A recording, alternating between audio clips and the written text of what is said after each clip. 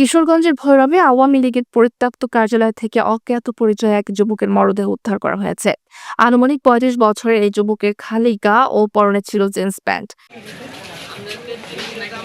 বুধবার ১৫ জানুয়ারি দুপুর ১টার দিকে ভৈরব বাজার হলুদপট্টির পরিত্যক্ত উপজেলা আওয়ামী লীগ কার্যালয়ের ভেতরে স্বেচ্ছাসেবক লীগ অফিস রুম থেকে রক্তাক্ত যুবকের মরদেহটি উদ্ধার করা হয়। প্রত্যক্ষদর্শী পুলিশ সূত্রে জানা যায়, বুধবার দুপুরের দিকে ভৈরব বাজার হলুদপট্টি এলাকায় উপজেলা আওয়ামী লীগের ওই পরিত্যক্ত কার্যালয়ে যুবকের মরদেহ দেখতে পায় স্থানীয়রা।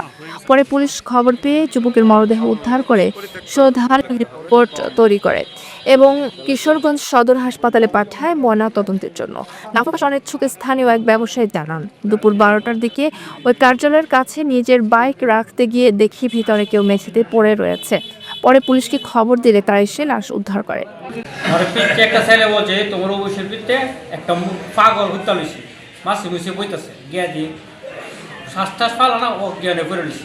ঘটনার সত্যতা নিশ্চিত করে ভৈরব থানার ভারপ্রাপ্ত কর্মকর্তা খন্দকার ফুয়াদ রুহানি জানান, মরদেহের সাথে একটি মুঠোফোন, ইনহেলার, বিড়ির প্যাকেট ও একটি বোতল সদৃশ বস্তু পাওয়া যায়। যুবকের পরিচয় শনাক্তে পুলিশ কাজ করছে বলে তিনি জানান।